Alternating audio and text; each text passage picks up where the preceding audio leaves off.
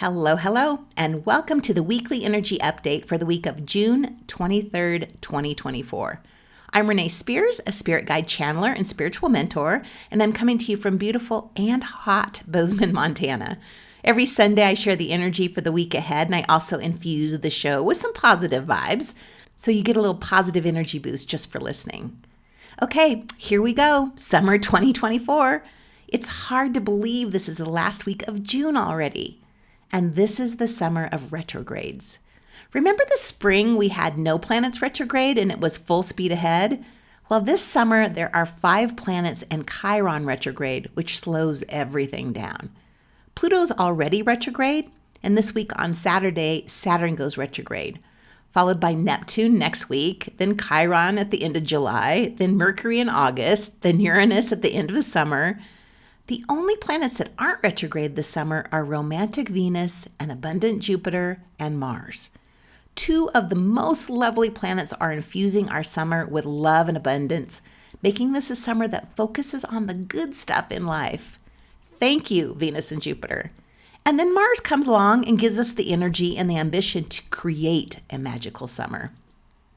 So when multiple planets go retrograde at the same time, there's a collective pause to rethink almost all areas of our life. This summer, everything slows down. And it's good to remember that delays and setbacks are natural during retrogrades. While it could feel a little challenging because we're not used to slowing down, if you can relax into it, it'll be magnificent. So be flexible, go with the flow, and just be willing to adjust your plans. And because it's slow, we have time to look inward and reflect. And this leads to profound insights and spiritual growth. We'll rethink our goals and long-term career plans. This summer, we can align our lives more closely with our values.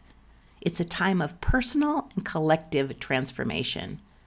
So take advantage of the long, leisurely days to reflect on your life. We're examining everything to see if it still aligns with us. This week, on Saturday the 29th, Saturn goes retrograde. Saturn is the planet of discipline, rules, and work. So when it goes retrograde, it's like school it out for summer, like the teacher is out of the office. When Saturn goes retrograde, we all have an excuse to relax this summer and let go of everything that's been holding us back. Let go of the rules and enjoy a laid-back and relaxing summer. I mentioned last week that this is a nostalgic summer. So if you haven't done my summer solstice spiritual practice yet, please do. It is a great way to set your summer intentions with a guided meditation. And a big part of that is thinking back to the summers when we were kids and recreating some of those memories. So I'll put a link in the show notes. Do it. It will totally put you in a summer vibe. So Saturn is retrograde in Pisces. And that combines the energies of Saturn, which is all about responsibility, with Pisces, the sign of dreams, intuition, and spirituality. When a planet goes retrograde, it's time for reflection and revisiting the past issues related to the themes of that planet and the signs involved. So during Saturn retrograde, we're reviewing our goals, our commitments, and responsibilities. So where are you being over-responsible? Do you want to be on that nonprofit board anymore? Do you want to work long days, or do you want more freedom in your life? Are you tired of being the one that does all the household work and you need others to step up finally? During a Saturn retrograde a few years ago, I broke up with being over-responsible. At the time, I owned a mortgage company and felt responsible for my employees and, of course, the clients too. Mortgage is one of the biggest financial decisions we make, and I'm sure you can imagine the responsibility associated with helping people with that. I also had a big home I was responsible for, not only paying the mortgage, but all the upkeep of it, the yard, the roof, the hot tub, the cleaning. All the responsibility wasn't worth the amount of joy I was getting from these things. And that's a perfect question for summer.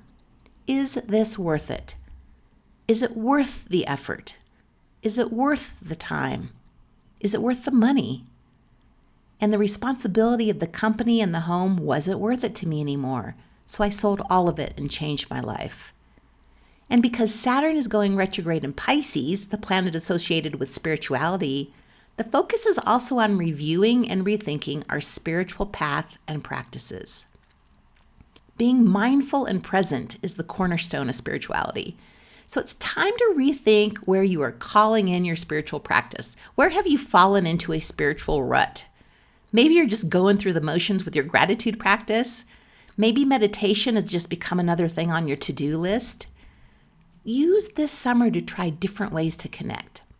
I think there's this idea that to be a spiritual person, you need to sit and for an hour a day, or go to yoga retreats in Bali, or have crystals all over your house and talk to your spirit guides all day. Not true.